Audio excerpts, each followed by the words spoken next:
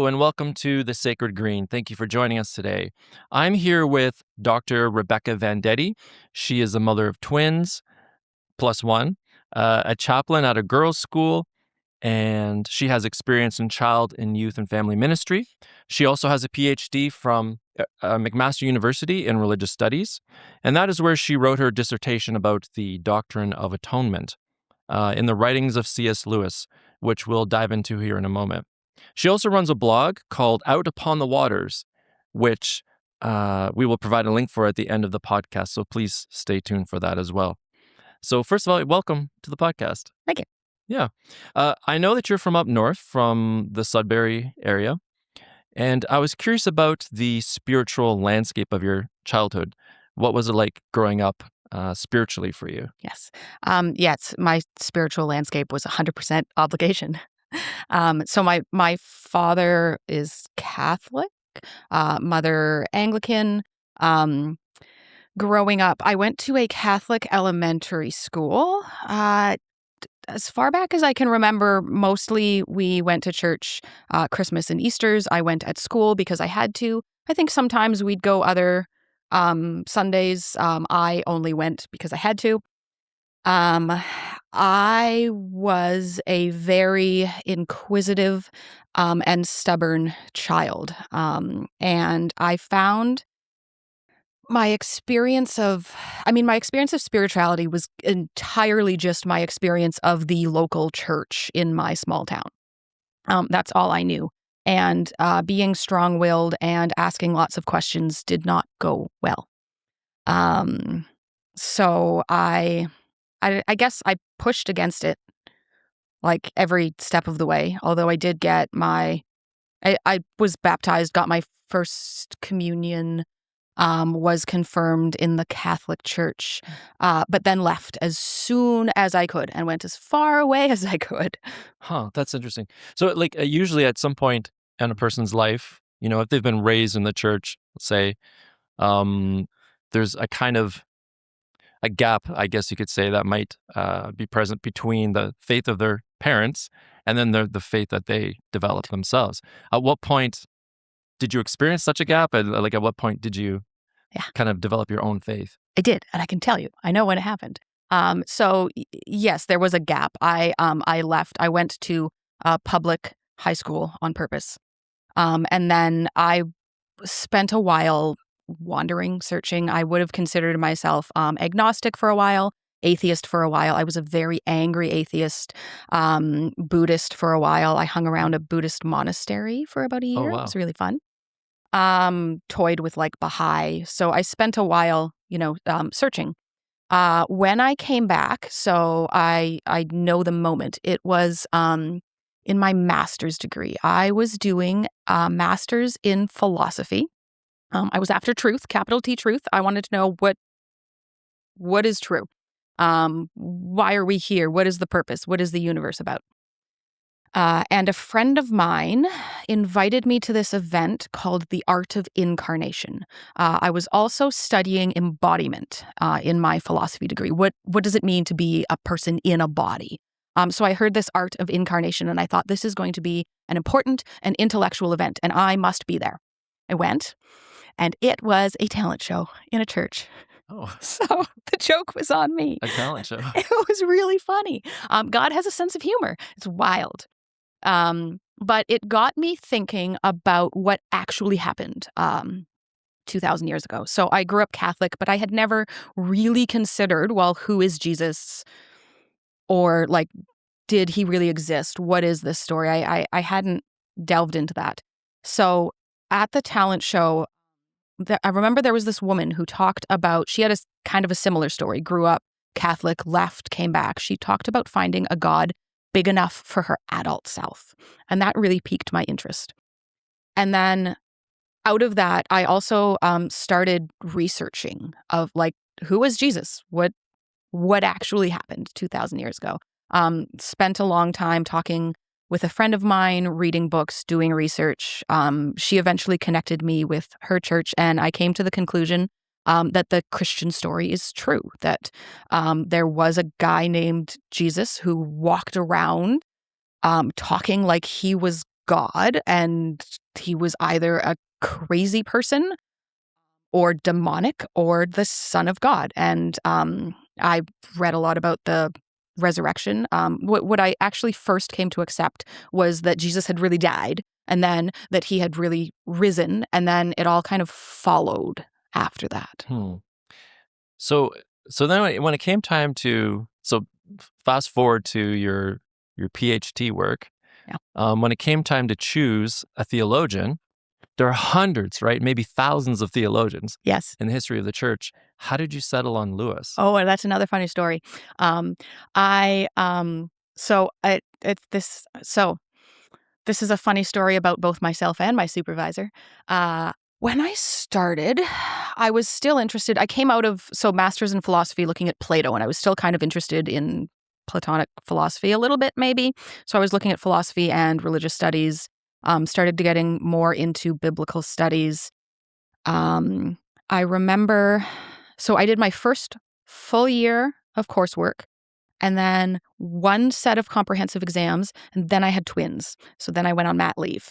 And before I went on mat leave, I was talking with my supervisor about what should we do? What do I study? And we had kind of settled on, I believe it was Augustine and Rowan Williams on the topic of embodiment. And I don't really remember why. It was something that was kind of interesting, and Let me guess, your supervisor was Peter Whitcomb. yes. Yeah. Yes. He's obsessed with Augustine. Oh, maybe that was why.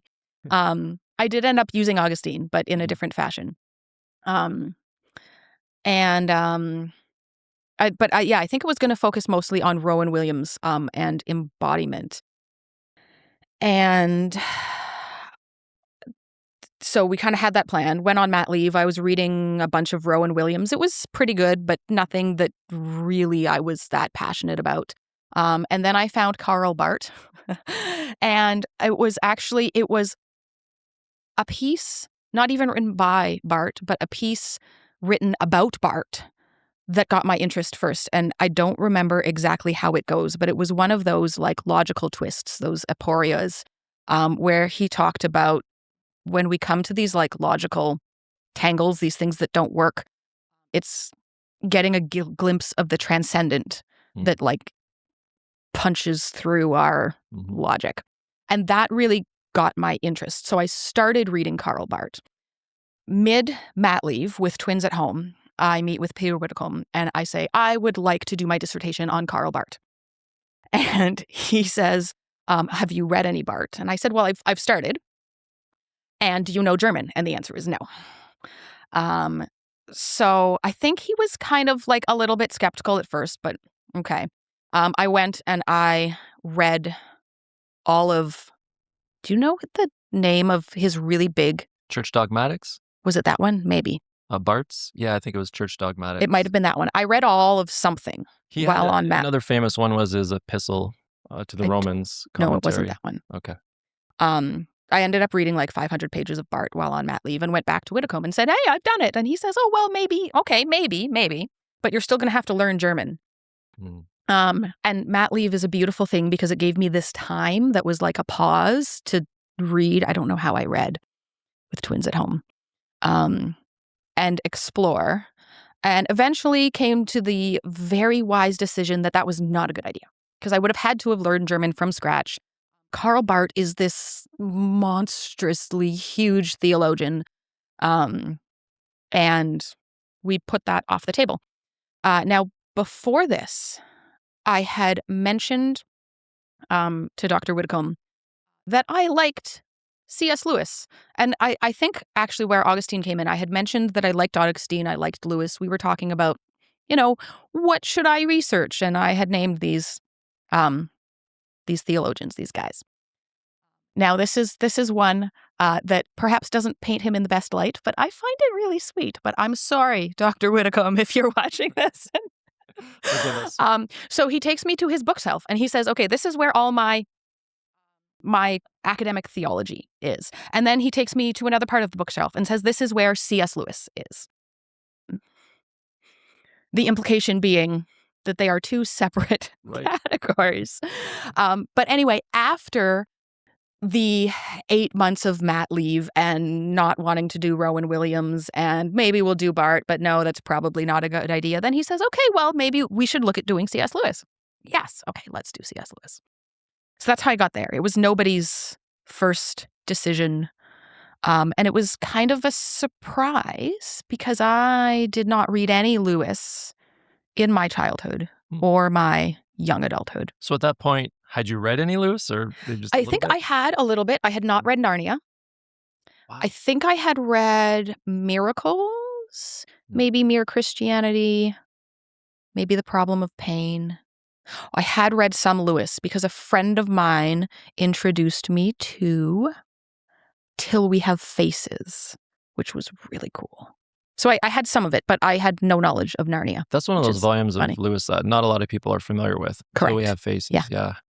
Yeah, it's a cool one. Well, let's move on to the Atonement then, which is kind Yeah. of your area of expertise.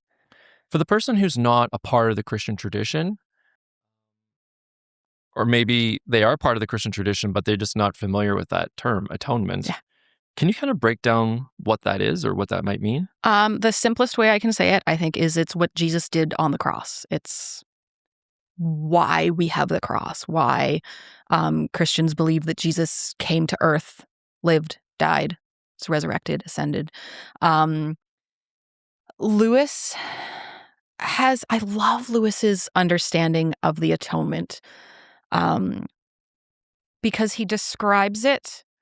So he uses a whole handful of different models. He uses the debt model, the substitutionary model, and the Christus Victor model, the defeat of the devil, and kind of combines them. What's really cool about Narnia, it's one of his later writings, and in Narnia, you see all the things that he's been wrestling with and thinking about. He brings it together into this work of fiction, and it's beautiful. So a lot of these pieces kind of come together in that. I think fundamentally for Lewis and the Atonement, what I learned when studying Lewis was that, where do we start? I think we have to start at Genesis. That God created the world good, that the problem was that human beings tried to set up on their own. Fundamentally, the problem for Lewis is this issue of self-will.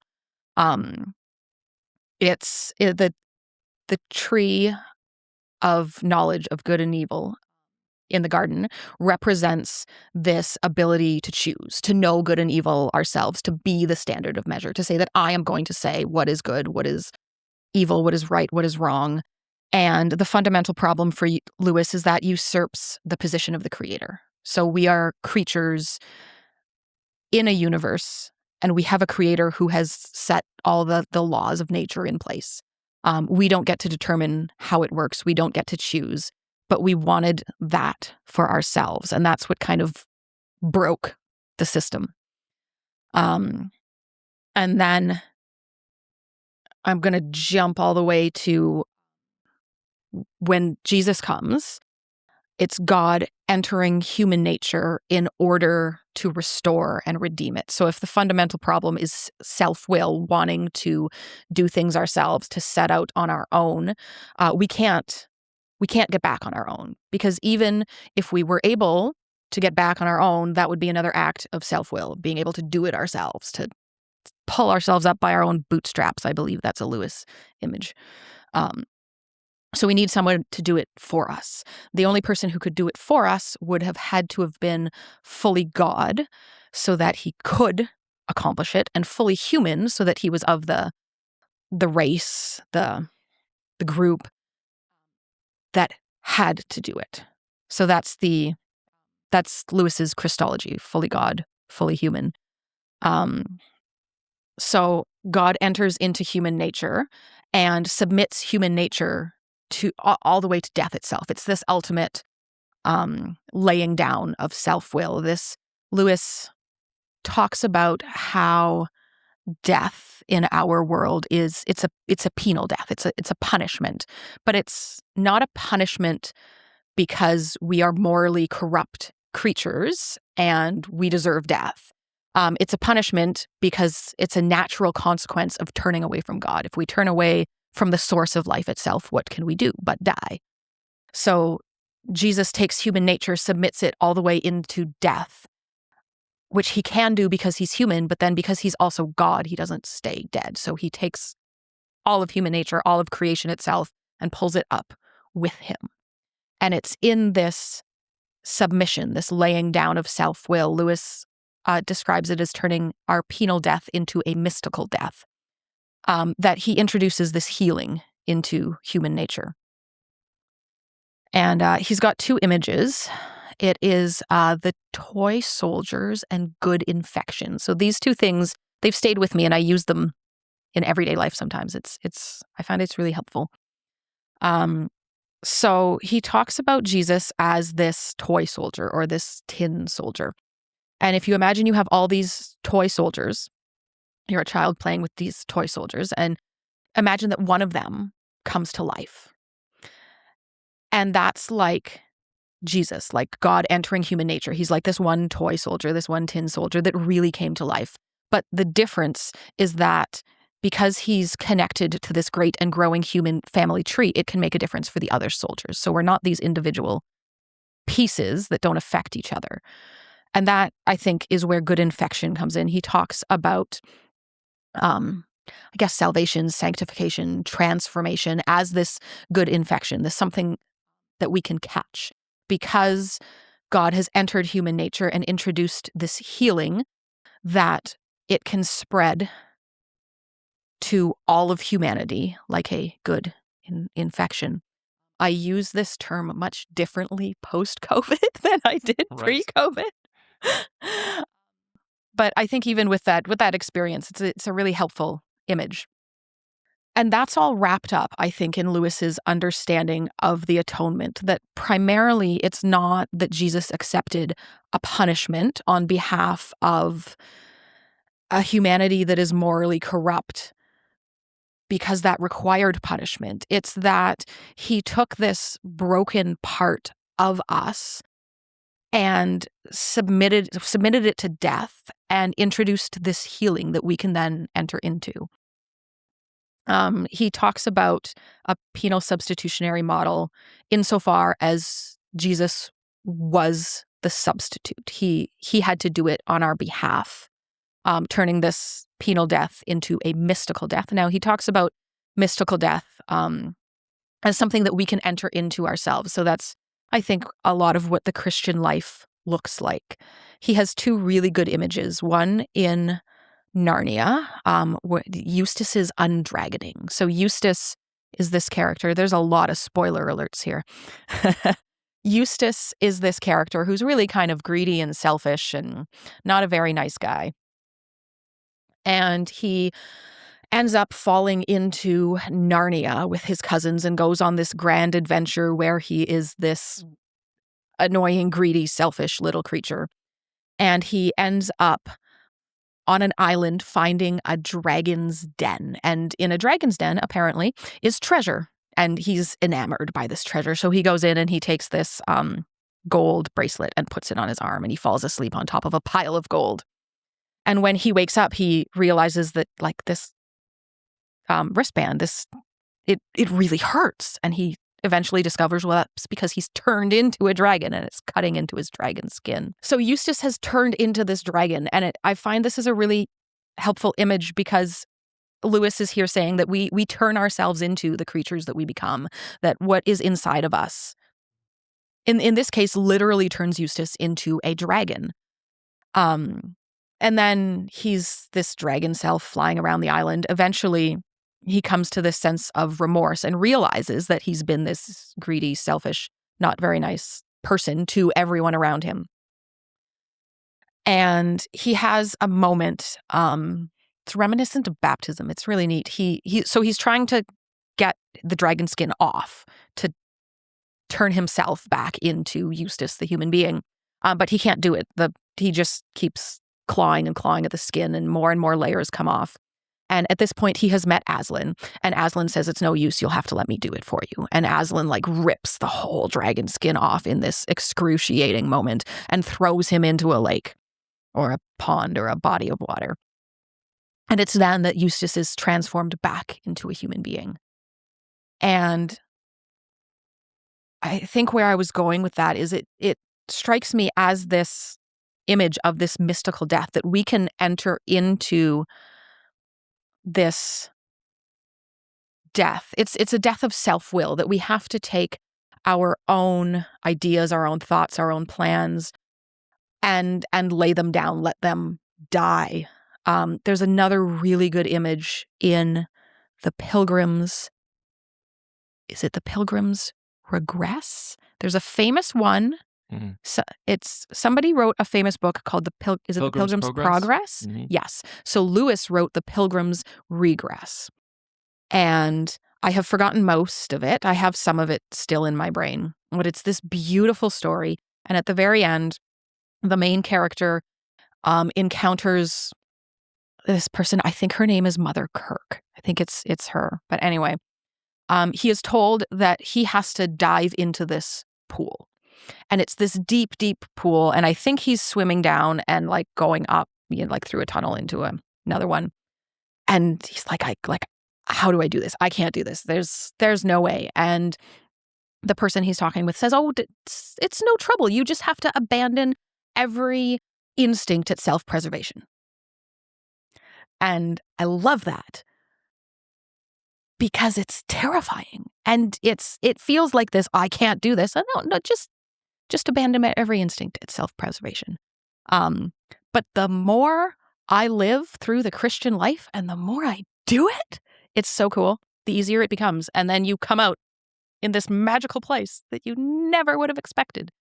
But it requires that laying down of everything I hold on to. And that, I think, for Lewis, is the mystical death that lets us enter into this process of healing of our human nature, which draws us closer to God, puts us back into our proper place in the order of the universe. Voyage of the Dawn Treader, one of my favorites.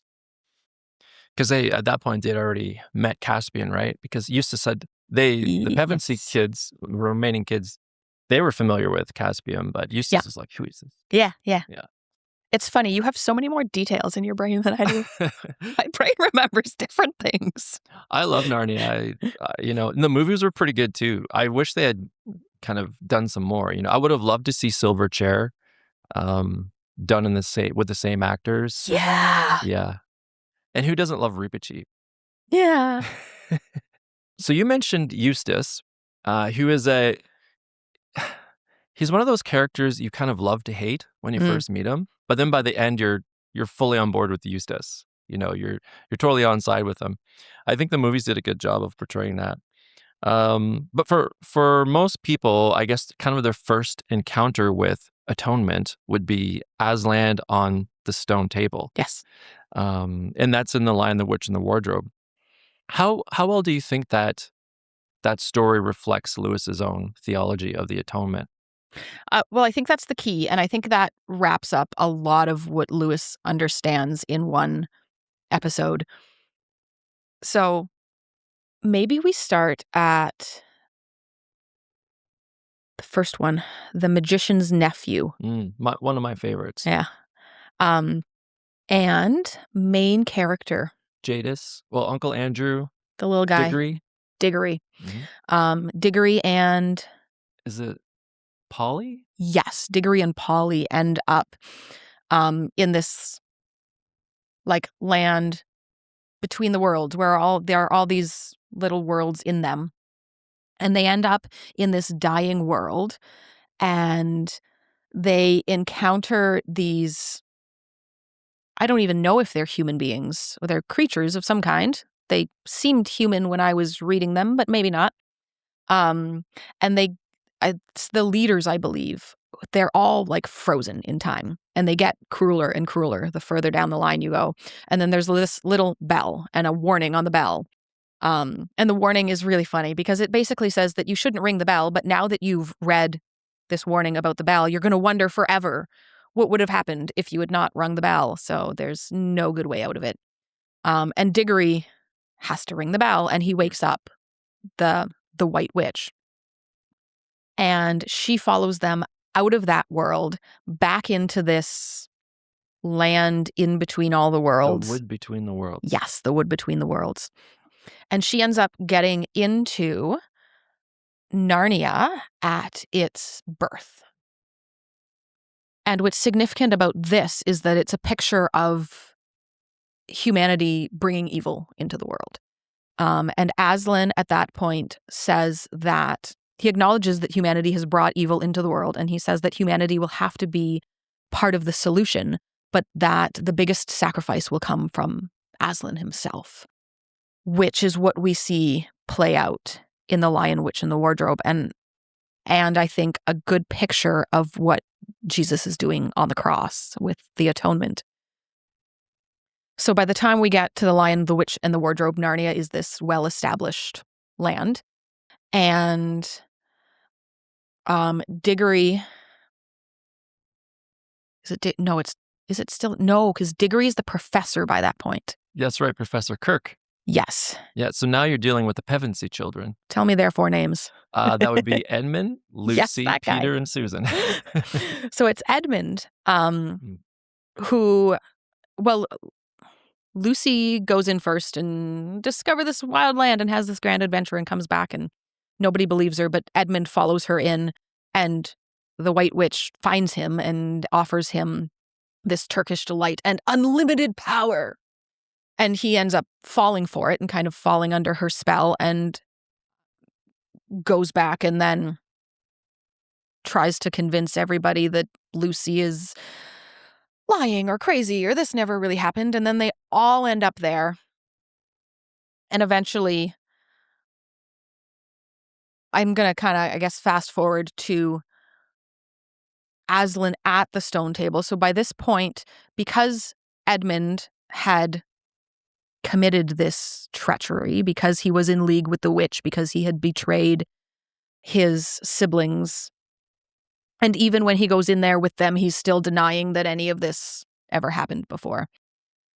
His life belongs to her. So for Lewis, that is justice. What's really interesting, I think, in the stone table incident, we see justice and mercy coming together, which played a big part in my dissertation. And it's so interesting because it's kind of scattered all throughout Lewis's writings, and he brings them together here.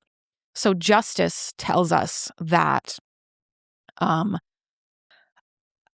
life of a traitor is forfeit and belongs to the witch. And it's this picture of this,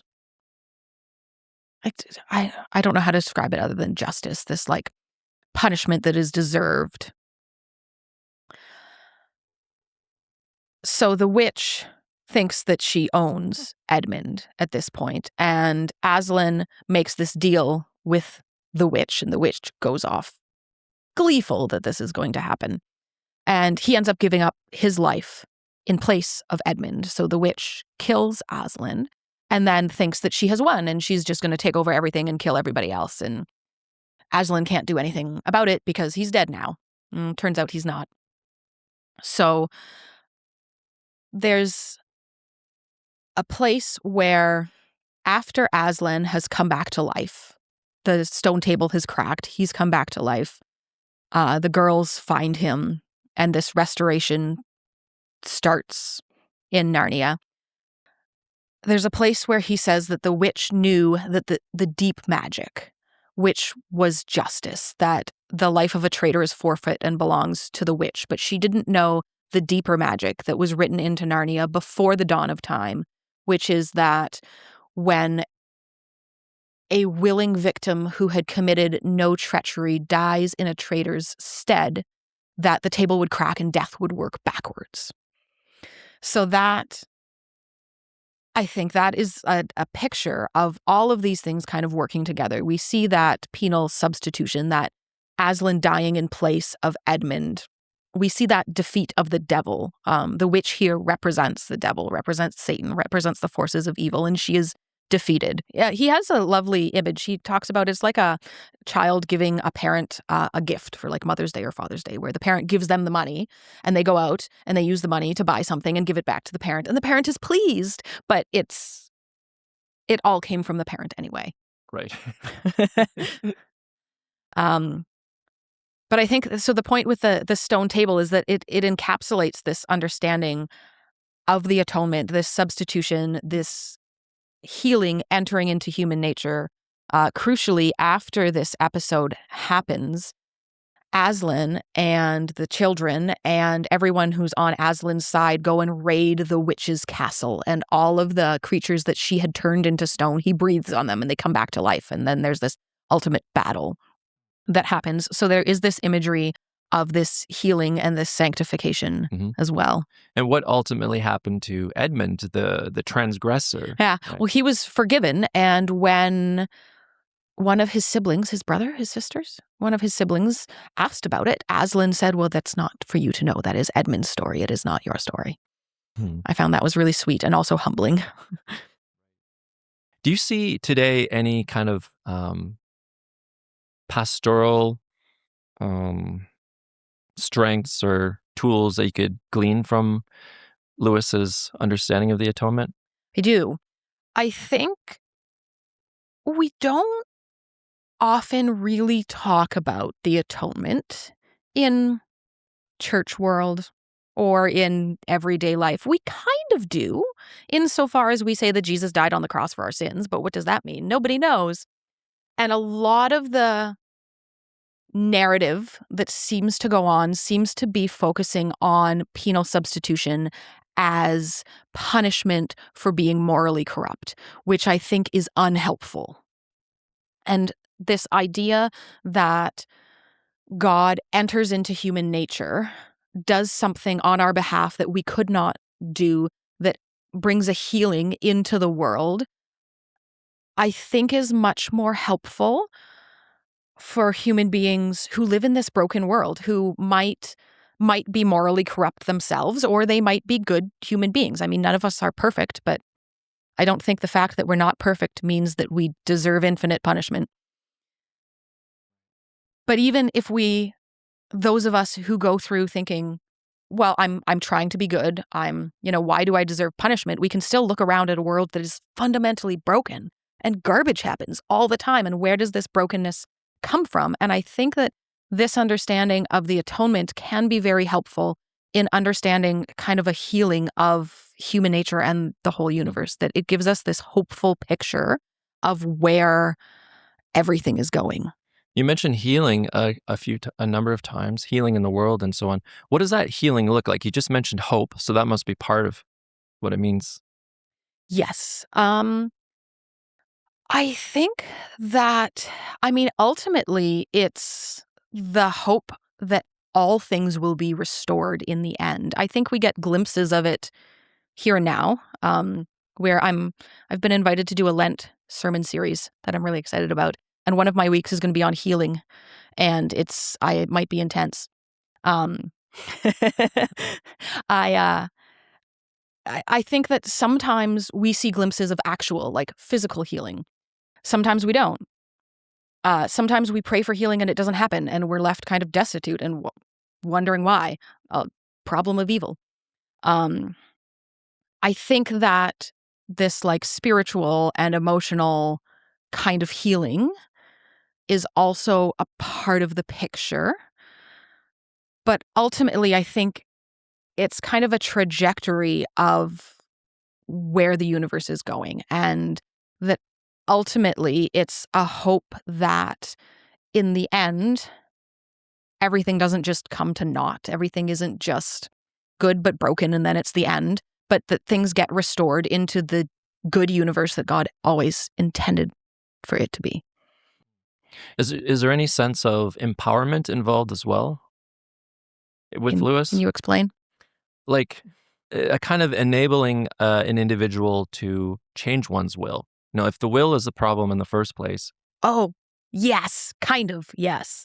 I love that one. So this is Lent. Lewis talks about trying to be good and trying and failing. And I love this, especially as we're coming up to the Lenten season. I can tell you a couple of kind of quick stories to illustrate this. So once for Lent, my goal was I was going to be more charitable. I failed like the morning of. I woke up and I had a very judgmental thought about somebody. And I was like, oh, well, mission failed, like 2 hours in. And just recently, we tried as a family to give up single-use plastic for Lent. Okay. Terrible idea. Utterly impossible. What were we thinking? It seemed like a good idea because it's something that we're giving something up, but it's also something that is part of the healing of the earth, something that we should be doing as human beings. And sure, we can give up chips for Lent and prepackaged snacks, but it turns out we were also giving up toilet paper and anything from the deli and cheese. And I didn't realize what all comes wrapped in plastic. But the point was, what that really hit home for me was it's reminiscent of what Lewis says about trying to be good, that we can never really get there. And that's the point, is that we try and fail and we try and fail and we try and fail until we get to the point where we just throw up the sponge and we say, I cannot do this, God. You have to do this in me. And I think that also is what we see in Eustace and the undragoning. He gets to the point where he says, I can't do this. You have to do this. So I think that there is this sense of empowerment that we can change ourselves, but we can't do it by sheer force of will. We have to do it by saying, I can't do this, God, but I am willing to let you rip this dragon skin off me, and we'll see where it goes. Why do you think he chose storytelling as a means to communicate, something about the atonement, as opposed to just talking about the atonement? I think because it's so much more effective in communicating ideas. So he's taken these really complex, academic, theological, often dry and convoluted ideas and turned them into pictures that we can understand and turned them into stories. I mean, human beings are inveterate storytellers. We've told stories for our entire history. And it's the stories that we tend to remember the most. So he takes these and he turns them into pictures that we can understand, but also they're compelling. So if you sit someone down and you tell them, I want to tell you about the atonement. Let me tell you about how Jesus, even let me tell you about how Jesus died on the sins for our cross. Jesus died on the cross for our sins. And most of them are going to run away very quickly. But if you tell them a story about these people who enter this magical land and have these adventures and encounter good and encounter evil and have to overcome all of these obstacles. And if within the story you can see echoes of our own culture, then it opens up the possibility for conversation, the possibility for going deeper, rather than just shutting things down because it's too dry or too academic or those words are scary and I don't want to hear them. What do you think storytelling would look like today from a modern perspective? I mean, there's stories that you just tell, but I mean, on a kind of a daily basis. Yeah. I really like to tell stories from my life. I cannot tell fictional stories. Doesn't work. I don't have that gift. I think for some people, we can get stories, we can get these fictional stories that are beautiful, that are images of our world, but different, and they're engaging. So we want to read them. We want to enter into them because they're fun or they're an escape, but we also learn something. But I think for those of us who do not have that talent, telling stories from our lives and just paying attention to what are the lessons I've learned? What are the patterns that I see? In my church circles, we talk about where did I see God or where did God get my attention? And telling those stories then helps us to enter into this bigger picture of what does the universe look like? What patterns am I seeing in my life? And sometimes it does help us enter into these bigger ideas just by looking at how we encounter them in our daily lives. We'll wrap things up here. I have a couple of maybe more silly questions that I'll ask you. If you could host a dinner party with Lewis and one other person from history that you could sit in and listen to their conversation, who would that person be? Just one? Jesus. Jesus. If you let me have two, then St. Paul. Okay. Jesus and St. Paul. Yeah. I was going to ask why, but maybe that's obvious. I mean, I think Jesus is obvious. St. Paul, because I love him, but also I want to have some words with him. Should we elaborate on that? Do you care to or no? I think as a as a female in the church, that I can say that the writings of St. Paul are rich and have a context that we need to take into account. And on the surface, St. Paul says things like women shouldn't speak in church. And if we take that just as it stands, that's highly problematic. This is, a little bit kind of selfish of me, but I'm a female. I have a PhD. I will have an MDiv soon. I am highly educated. I understand these things. I've lived a life walking with God. I've spent a lot of time reflecting. I can do this as well as any man standing in the pulpit, but my ovaries disqualify me? I don't think so. Wow. And I don't think that Jesus would have said so either. The first people who showed up to his tomb were women when the men were hiding. And he said, okay, well, go find the disciples and tell them what has happened. Right. So understanding the real cultural aspects of Scripture. Yes. And I think that Paul probably had reasons for saying that. And that in that church context, it was probably more complex than what we see when we just read the letter at surface level. So I don't think that it's something that we can just discard. And I don't think that St. Paul was wrong, but I think that we need to go deeper. And if I were sitting down with somebody and going to say, hey, why did you say that? It's going to be that guy. Right. It's interesting to me because you consider, the church of Paul's day and how the fact that culture may have had some impact on, what he's saying and the context, who he's dealing with and so on. But the church is still in a cultural context today. Uh-huh. Right? And so it sounds to me like you're saying, that culture has moved on. Like we are in a different place, culturally speaking. Well, and even now, we need to have those conversations about how does culture influence our expression of church. I think we're different. I think we're better in some ways. And I don't know, maybe worse in some ways. I don't think there's necessarily, I think there is the arc of the universe, as they say, does bend towards justice, that we do see progress. I know that's a very controversial thing to say because we live in a relativistic society. But I think we can say there's progress throughout history if we look at women's rights, if we look at inclusion of minorities, things like that. And I haven't thought about it enough really in the church to be able to come down hard. Are we moving absolutely in one direction?